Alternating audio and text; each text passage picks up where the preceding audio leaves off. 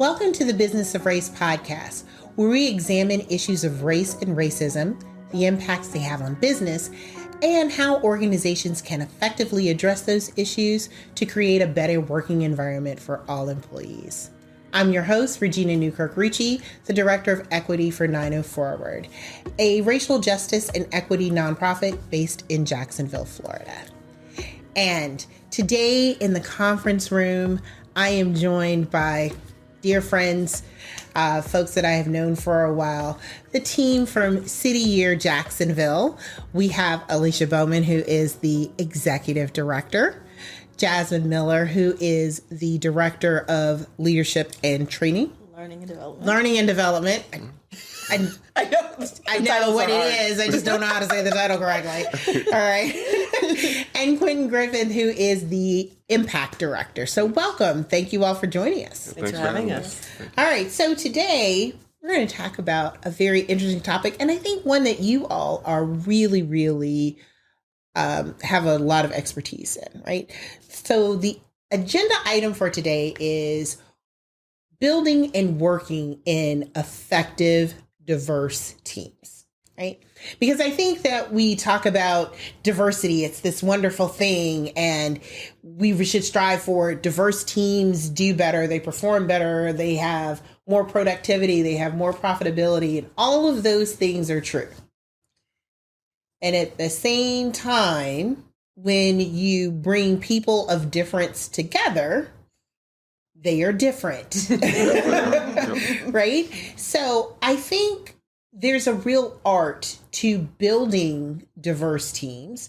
There's also an art to making those teams effective. And so I want to start with building the team.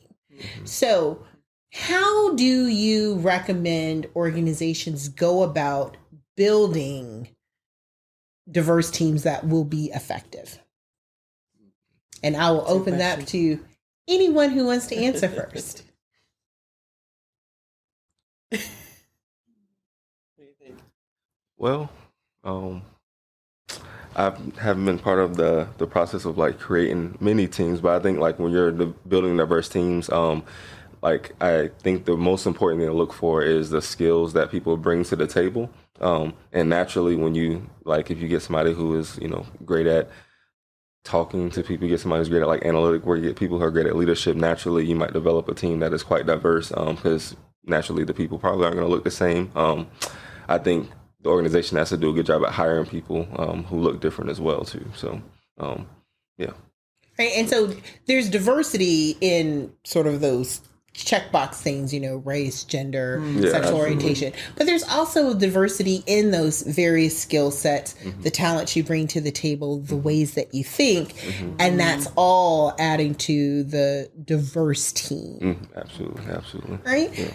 Any other things that you think about as far as building that diverse team? Because I think we want to spend a lot of time in how you make it effective. Yeah. But if you're just building it, what are you looking for? What do you start with? I think it definitely starts in the recruiting and interview process.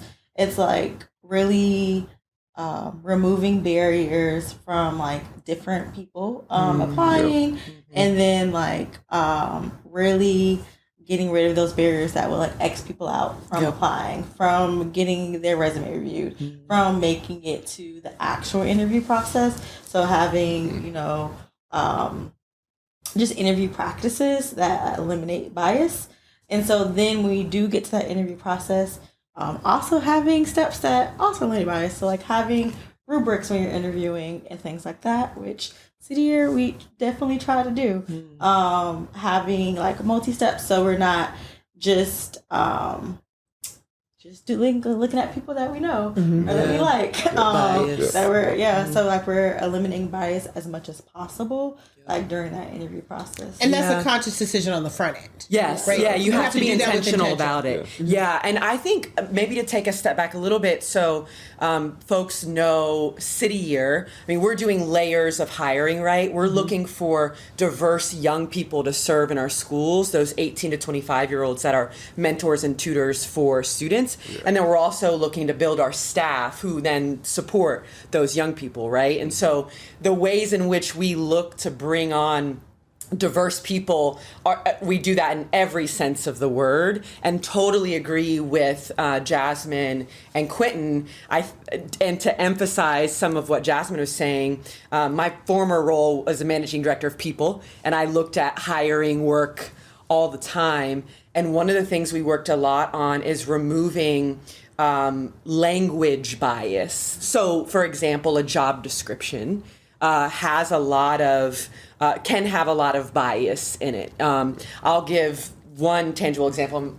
Others can share, but saying that maybe for more of a generalist role that a degree is required, right? That may block someone who could be fabulous in that role that may not have a degree. And we could talk in a whole nother podcast about why there are barriers to continuing education and things like that, right? So I think I totally agree with the sentiments Jazmin made, and that taking those intentional steps before you even start a process is important, and language is really important in that. Absolutely. And I think, lots of times people talk about, oh, we don't really know where to hire people. We can't get this diverse talent pool. And the issue really isn't the fact that the talent's not out there. You really got to look at your processes that are in place, right? Absolutely. And the practices that you have that are blocking you from getting those people. I'll say one of the practices that we have at City, or at least for the staff side, is that we should not even begin a process or close a process unless we have a diverse pool of candidates, right? It's making sure that we have that diverse pool so there's more of a chance for diverse representation in the roles that we have. Right. So that's one example of, ensuring that you have diverse representation. And I really want to also emphasize, I think, the importance of intentionality, right? Yeah. I am going to hang out with people who think like me, do the kinds of things that I do, oftentimes look like me, right? And so if I am the person who's bringing the references to the table, you're going to wind up with a whole lot of people who are like me, right? Yeah. So and I think sometimes people think that it's malintent that's restricting it. Well, it's not, but if you are just in your circle, you're going to wind up with your circle of people. I've worked on a couple of nonprofit boards, and I'm like, we continue to have a board that looks the same because who's referring new board members except it's just the friends of the people who were here before, right? So having some intention of going into places where you can get those diverse candidates, where you're going to get a variety of applications, and really having removing those barriers like language that are going to allow people. Truthfully, that's not even just a language barrier. That's a process barrier, right? Do you really need a college degree to do this job? Yeah. In some cases you do. In some cases you don't, right? That's right. So really, most cases you don't. In most cases you don't. So really having that understanding, and that you can make that adjustment. Absolutely. All right. So we've now got this group, this really great, diverse group of people. How do we get them all to work together well when they've got different thoughts and different beliefs and different backgrounds, different identities? It's great in theory, but the reality of making a diverse team really effective can be challenging. So what are some of the things that you do to really have a team that's diverse that works well?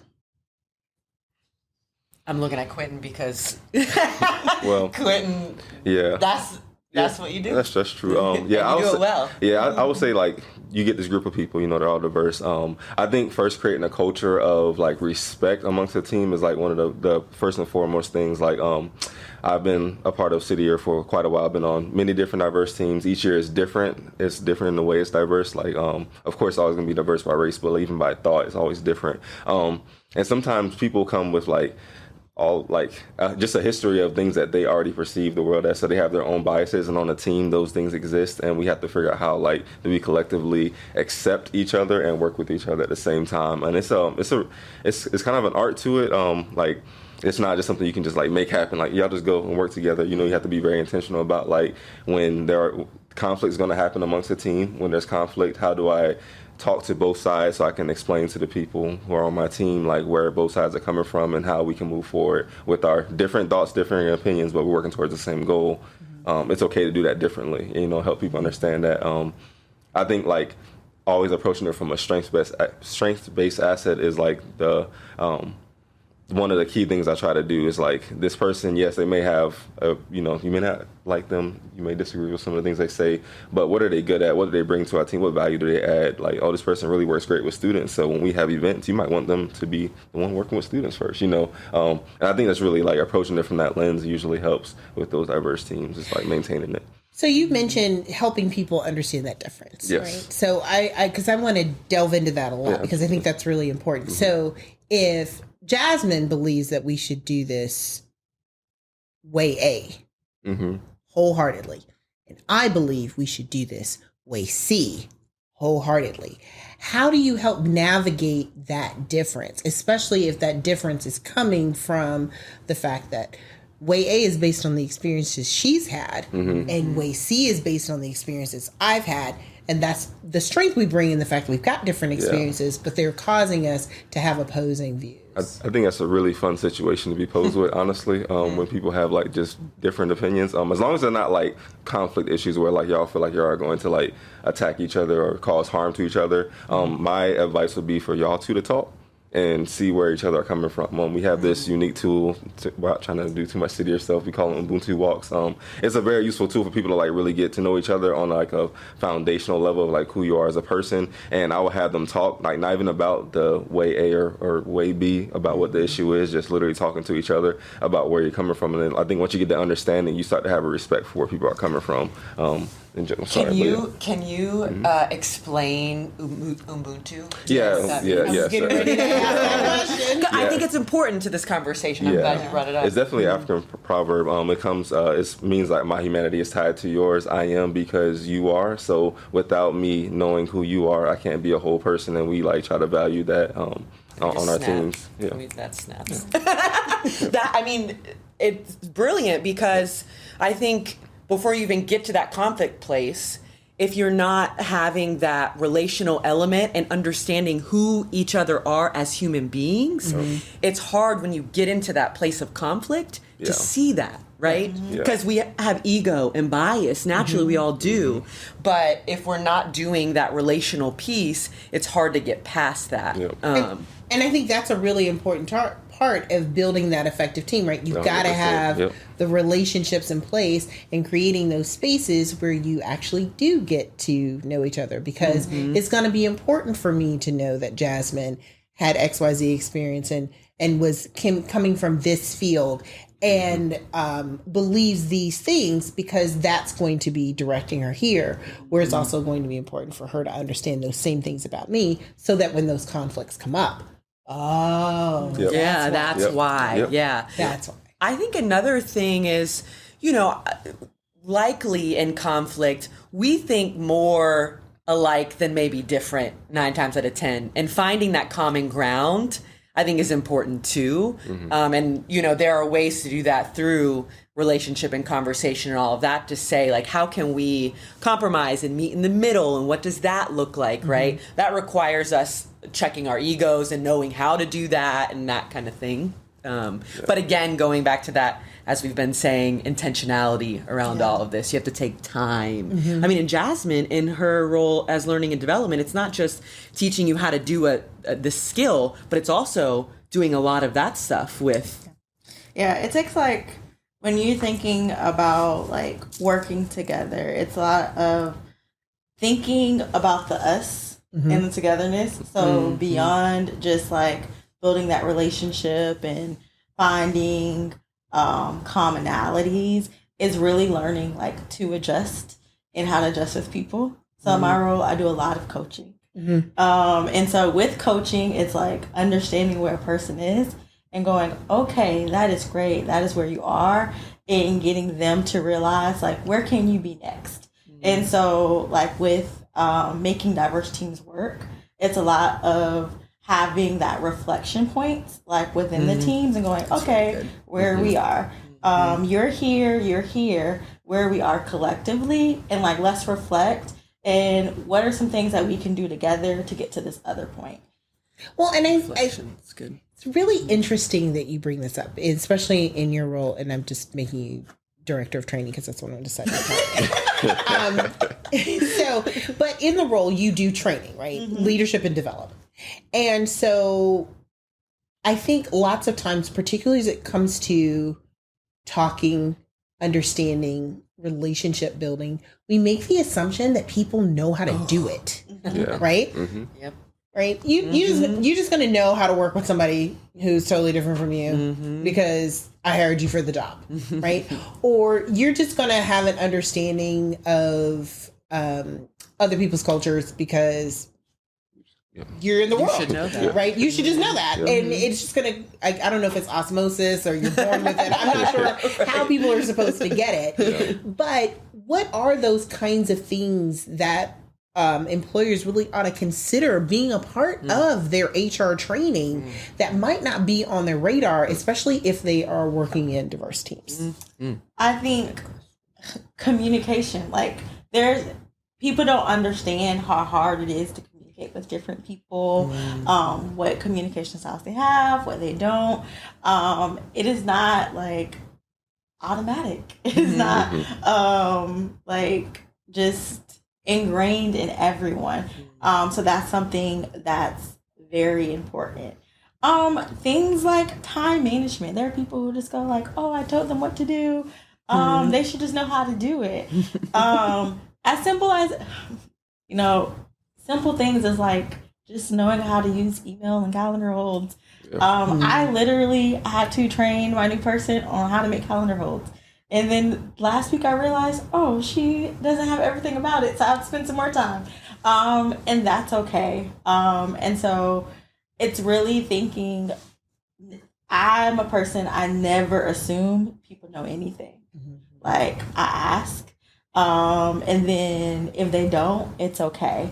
And I think another thing that's really important is teaching and training people on just having general like empathy, like, and because it's really hard, it's something that you have to really work on, and people don't naturally go like, oh, like I need to take time and think about this, or oh, I shouldn't like immediately think negatively about this thing that could have just been an honest mistake. And so I agree with that. A couple of things that came to mind when Jazmin was talking. One really tangible thing that anybody can do that we try to do when we're bringing on staff particularly is leveraging the Strengths Finders resource. That is a really good foundational, like, how does someone operate in a really tangible way? You take an assessment. There's all kinds of things like that out there, but doing things like that are not, I hate the soft skill words because they're critical skills and they should be central in training efforts. And we hear that, all the time as people are recruiting and they're like, we need people who know how to communicate, who are good decision makers, right? Again, a lot of those, as you would call it, quote, soft skills, they really are critical, right? And just your ability to think through a problem. I was kind of amazed in working with some teenagers. Like, I need you to think through just 2 steps. If you do this, then that happens. What are you going to do, right? And so the ability to be a problem solver, to be able to hear, that active listening and hearing all of the issues so that you can come about with really good solutions. All of those things, which I think have been considered soft skills, they really are critical. Yeah. And you need to know who's the person in the team who's really good at that particular skill. Right? Yeah. Well, and I think Jazmin made the point about communication. We've been talking as a leadership team about having those critical conversations, difficult conversations. that is not easy for anyone. My husband's in the for-profit space, and we talk about it all of the time, even in the for-profit space where most people in his realm are making six figures and things like that, cannot have difficult conversations. It's hard to have it. Well, that's why they call it difficult, right? Yeah. And then just even think about it, like, the person who I'm closest to in the world, it's hard to have difficult conversations with my spouse. So why do we expect people to know how to do that more coming in to the workplace? Right. Put it in training. And here's the other thing about training, and I'm sure that last month, critical conversation. that's right. Yeah. I know Jazmin, I'm sure, would agree with this. It's not just that, like, you brought someone in, you do some trainings, and then you're done, right? There's that repetition and, right, 101, 201, there's levels to it that have to be ongoing. Well, and it also has to be reinforced, right? I remember I went to a training, and they told us how to do all this stuff, and then nobody did it in the organization. Okay, so that was a waste of time, because obviously didn't really need it. So if you're going to have a training on having difficult conversations, then you have to have spaces where you have difficult conversations. If you're going to have a training on organization or just even calendar holds, you need to then be using calendar holds in the organization, right? So if you're providing the training, it also needs to be implemented. That's the reinforcement. Yeah. 100%. Okay. All right. So we're going to get close to the end, but I think lots of times, again, there's so many strengths in having a diverse team, right? You have those differences of thought, you have those differences of experiences, and etc. But it can really be challenging to sometimes get people to see the benefit of the diversity in the team, right? What is something that you would say that you're able to really sell the diversity of the team? Because it would be so much easier if Jeriel thought just like I did. We'd just go, things would go so much smoother, right? But it makes us a stronger team because he thinks differently and he pushes things differently than I would. But how do you sell that to people who are just like, if we all just believe this, then we would be great, because it'd be a lot easier to get things done. So how do you promote and sell diversity within a diverse team? I'm hearing you ask, like, how does a team accept another person's way of getting something done? Is that what you're asking? Well, I'm asking, like, how do you make it a really good thing, especially in those times when it's a little harder? Go ahead. Okay. Like, for me, I think it starts with, like, leaders expressing, like, how important the other people on their team make the team and make the goal, like, become achieved. And so, like, I know this week I was just telling, like, some people on my team, I was saying, you are so important. Like, you can do this thing that I have no ability to do, and I don't know what this team would be without you.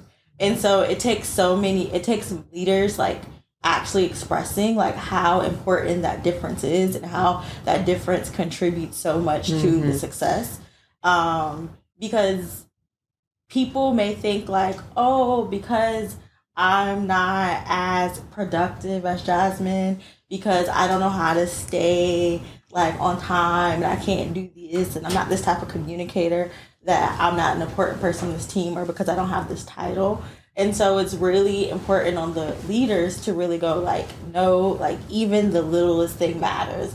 And that one thing you're responsible for, like, it is so important, and I don't know what I would do if you didn't do that, because I can't. And I think that's highlighting it to the person, but that's also highlighting it to the team, right? Yeah. Right. This is the contribution that this person makes and this difference. So again, sort of highlighting that. Allishia, you were gonna add to that? Well, I was going to say, the way I heard the question also was connecting to why should business leaders think that this is important if someone doesn't think it's important. And Jazmin started to hit on a little bit.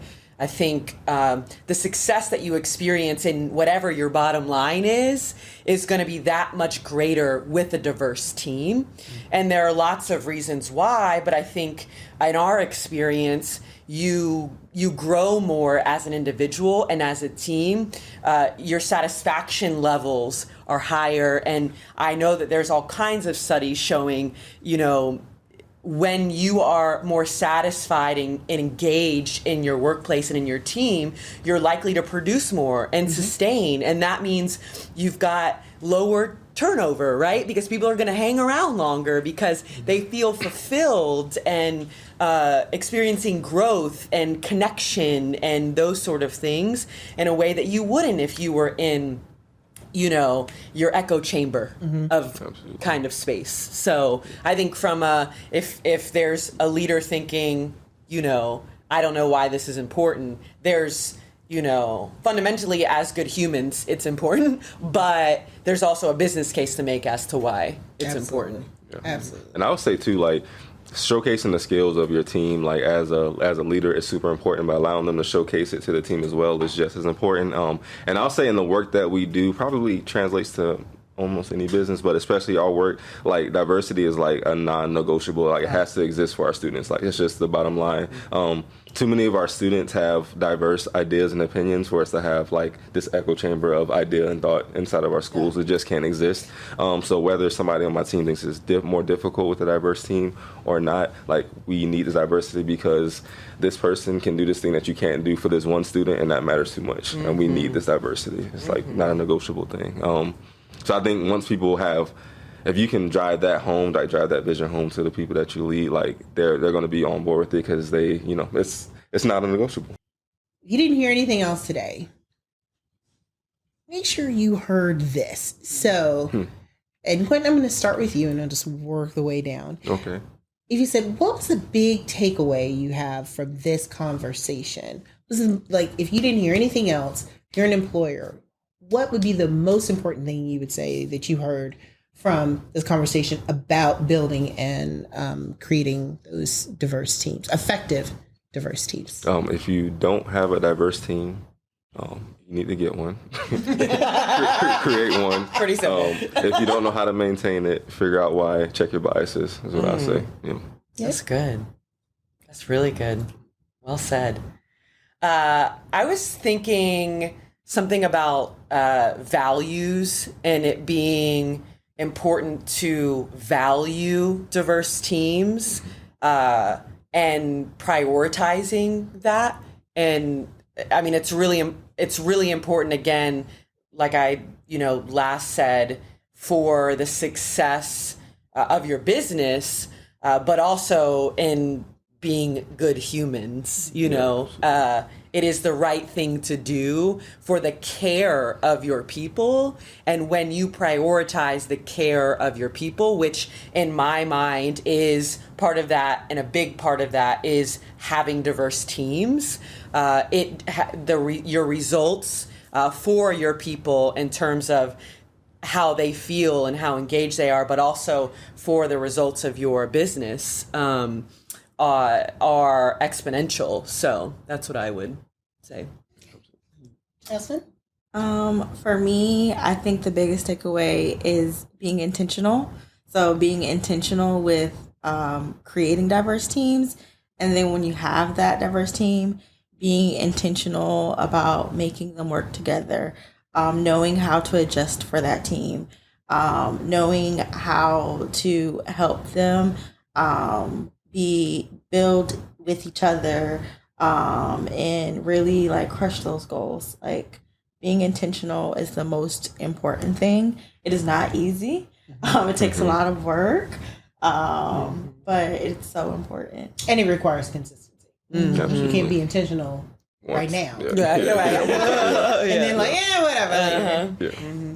And I think for me, don't assume that people have these abilities and knowledge and skill sets and provide training and support to build those things, right? I think hopefully we're all on a journey. Everyone's growing and learning, but you need to provide opportunities to support that growth and learning to make those teams more effective and increase exposure. Everybody doesn't have the same experiences.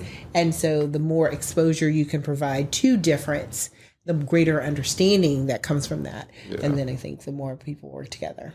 Absolutely. All right. Well, again, this has been like having family in the conference room. I am so excited and delighted that you all were able to join us. Thank you. Thank you for sharing, because I mean, you all really do have a truly diverse team and it is extremely effective. And I think you all have a lot of insight that you were willing to share today about how to make that work, because it doesn't just happen. It doesn't just magically happen. Right? No, you can't just throw a bunch of different people in a room and be like, yeah, we're together. That's right. That's right. Absolutely. Thank you, Regina. And I don't know if I'm allowed to do this on the podcast, but, you know, you and 90 Forward have been instrumental in a lot of our work, our holistic work with the foundational focus of DBIE, connected to everything that we do. And it has really helped us. We have the diverse team and we do a lot of things well, and we have lots of opportunity. And your partnership and the work that your organization does is transformational, I know, for us. Absolutely. Really incredible. So just gratitude to you and all the work that you're doing to help us and our diverse team and being the best that we can. So, well, thank you. Hopefully that doesn't get cut out, because you should get kudos. No, thank you. We appreciate the plug, and we're available to do that for your team as well. Right? Those consulting services. But again, just sort of helping to identify, hey, these are really great areas of strengths, but these are some places where you have opportunities to grow, and really providing structures and things to do that. So thank you for allowing us to come into the space and do that. And again, thank you all for being on the podcast. Thanks for having us. All right. And thank you all for tuning in. This has been the Business of Race podcast. We ask that you follow us on social media. We're on all of the platforms, as well as click the subscribe button down below to make sure you are notified about new content every time it comes up. We'll see you in the conference room next week.